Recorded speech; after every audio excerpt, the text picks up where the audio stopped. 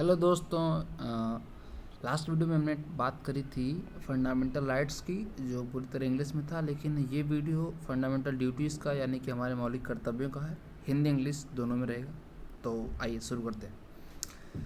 List of fundamental duties according to article 51A, मतलब article अनुच्छेद 51A के अनुसार हमारे कुछ फंडामेंटल जो कर्तव्य हैं, यानी कि फंडामेंटल राइट्स, मौलिक अधिकार हमें मिले हुए हैं, उसको तो हम एंजॉय कर ही रहे हैं, लेकिन हमारे कुछ मौलिक कर्तव्य भी हैं जिनका पालन हमें करना चाहिए, फंडामेंटल ड्यूटीज़। तो आइए देख लेते हैं कौन कौन से हैं।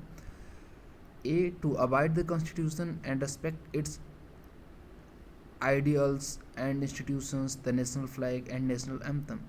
Means we are abided by the constitution to respect our idols and institutions like Supreme Court or Sansad Bhavan and many of the idols and institutions, and parliamentary system, voting system, and systems made running in the country, and national flag. We all are bounded to respect the national flag and national anthem. No one can disrespect it. Hindi में बात करें अगर, तो हम संविधान द्वारा बाधित हैं कि हमें अपने संविधान के अंदर आने वाले सभी आइडल इंस्टीट्यूशन, यानी कि सभी इंस्टीट्यूशंस को हिंदी में यार एग्जैक्ट नहीं पता मुझे, आप ढूंढ लेना। इंस्टीट्यूशंस यानी कि संस्थान, राष्ट्रध्वज और राष्ट्रगान, इनका आदर करना ही करना है। कोई भी इनका डिसरिस्पेक्ट या अनादर नहीं कर सकता। अगर ऐसा करता है तो ये एक जुर्म माना जाएगा। वैसा नहीं करना चाहिए, ये हमारी ड्यूटी है। To cherish and follow the noble ideals that inspired the national struggle for freedom. हम उन आइडियाज़, उन अच्छे आइडियाज़ को बढ़ावा देंगे और उनको अपने अंदर इनकलकेट, यानी कि सोचेंगे, उन पे और कार्य करेंगे, जिन आइडियाज़ को लेकर के हमारे जो फ्रीडम फाइटर्स थे, हमें आज़ादी दिलाई थी, उन चीज़ों को हम याद करेंगे और उनका भी आदर करेंगे। Next, to uphold and protect the sovereignty, unity and integrity of India. This is a right which every Indian should follow. To uphold and protect the sovereignty, unity and integrity of India, that we all know we are in India.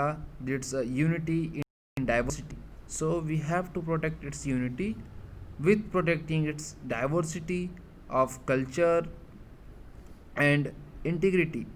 Hindi में अगर हम बात करें तो sovereignty यानी कि संप्रभुता, unity एकता, और इंटीग्रिटी यानी अखंडता। हम अपने देश की संप्रभुता, एकता और अखंडता के साथ कभी भी समझौता नहीं कर सकते, हमको उसकी रक्षा करनी है। To defend the country and render national service when called upon to do so.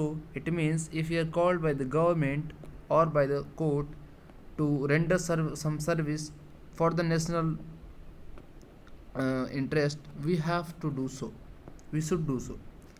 मतलब जब भी हमें सरकार, कोर्ट्स या संविधान के कोई भी अनुच्छेद के द्वारा कोई अमेंडमेंट आता है, उसके द्वारा संशोधन आता है, उसके द्वारा अगर हमें बुलाया जाता है देश की सेवा करने के लिए, तो हमें जाना चाहिए और अपनी सेवाएं देश के लिए देनी चाहिए।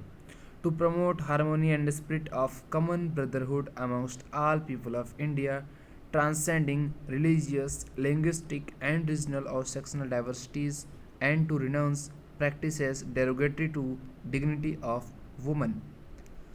मतलब हमें आपस में हारमोनी को बढ़ावा देना चाहिए, यानी कि एक दूसरे में प्रेम व्यवहार बढ़ाएं, भाईचारे का विस्तार करना चाहिए हमें, और एक दूसरे में, चाहे वो किसी भी भाषा का हो, किसी भी रिलीजन का हो, किसी भी कास्ट का हो, किसी भी क्षेत्र का हो, अलग अलग डाइवर्सिटी यानी कि अलग अलग तरह के बोली बोलने वाले लोग हों, अलग अलग तरह की परिधान पहनने वाले लोग हों, अलग अलग तरह की खाने भोजन का वो करने वाले लोग हों, इस्तेमाल करने वाले लोग हों, हमें उन सब के आपस में भाईचारा को और शांति को और जो है प्रेम व्यवहार को बना के रखना है, क्योंकि यही हमारा देश है, हम सब यहीं रहते हैं, एक साथ ही रहना तो अच्छे से रहेंगे। और जो प्रैक्टिसेस, यानी कि जो ऐसे कुछ भेदभाव जो औरतों के लिए अपमानजनक हैं, या कि उनके किसी भी सम्मान पे धब्बा लगाते हैं, उनको कहीं रोकते हैं, उन चीज़ों को हमें रोकना है और उन्हें पूरा सम्मान दिलवाना है। आगे बात करें, to value and preserve the rich heritage of country's composite culture, यानी कि अपने देश की जो विविध सांस्कृतिक जो इतिहास रहा है और संस्कृति अभी भी है, बहुत सारी तरह तरह की संस्कृति, तरह तरह के जाति धर्म, जाति की बात नहीं करें, तरह तरह के धर्म हमारे देश में हैं, तो इन सब में अलग अलग खूबियाँ हैं, उन सब को हमें प्रमोट करना है, उन्हें सेव करना है और अपने कल्चर को बनाए रखना है प्रेम व्यवहार के साथ। To protect and improve the natural environment including forest, lakes, rivers and wildlife and to have compassion for living creatures. हम कहना चाहते हैं कि हम नहीं कहना चाहते, फंडामेंटल ड्यूटीज़ में ऐसा कहा गया है हमारे लिए कि हमें अपने इन्वायरमेंट, जो हमारे आसपास का पर्यावरण है, उसकी संरक्षण करना चाहिए, उसका रक्षा करना चाहिए। हमारी जो नदियां हैं, हमारे जो जंगल हैं, नदियों को पॉल्यूट होने से बचाएं, जंगल को कटने से जितना हो सके उतना बचाएं, कम से कम इस्तेमाल करें लकड़ियों का, या फिर जो भी है रिसाइकल कर सकते हैं लकड़ियों का हम। और नदियों को, झरनों को, और जो हमारे जंगली जीव जंतु हैं उनको, इन सब को, या जो भी जीव जंतु हमारे देश में रह रहे हैं उन सब की रक्षा करना हमारा कर्तव्य है। तो ये सब हमें करना चाहिए। आगे अगर हम बात करें, to provide opportunities for education to his child और ward between the age of 6 and 14 years, this duty was added by 86। तो इसमें हमें कहा गया है कि हमें अपने बच्चों को 6 से लेकर 14 साल तक अनिवार्य रूप से शिक्षा दिलवानी चाहिए, जिसके लिए सरकार पूरी तरह सहयोग देती है, फ्री में स्कूलिंग की सुविधा अवेलेबल है। तो हमें अपने बच्चों को 6 से 14 साल तक तो कंपलसरी एजुकेशन दिलवाना ही चाहिए। उसके आगे भी हमें ट्राई करना चाहिए कि उन्हें एजुकेशन मिले। हमारी कंडीशन अगर पूरी है तो हमें गवर्नमेंट सपोर्ट करती है, इनके लिए अलग अलग प्रोविजंस बनाए गए। तो इसको 86वें संविधान संशोधन के तहत ऐड किया गया था 2002 में, अटल जी की गवर्नमेंट के टाइम पे। To safeguard public property and to observe violence, मतलब कि हम किसी भी सरकारी संपत्ति को नुकसान नहीं पहुंचाएंगे और किसी भी तरह का वायलेंस यानी कि मार धाड़, तोड़ फोड़, लड़ाई झगड़े, ये सब नहीं करना है, शांति से रहना है। इंडिया हमारा शांति प्रिय देश है, ठीक है। आगे, to develop scientific temper, humanism and spirit of inquiry and reform, यानी कि हमें अपने अंदर जो साइंटिफिक टेम्पर डेवलप करना है, कुछ नए नए चीज़ों को रिसर्च करने के लिए ऐसी थिंकिंग डेवलप करनी चाहिए कि ये कुछ अलग करे, कुछ नया करें, जिससे कि हमारा देश प्रगतिशील हो, आगे सबसे आगे जाए, विकास से करे और विश्व गुरु बने।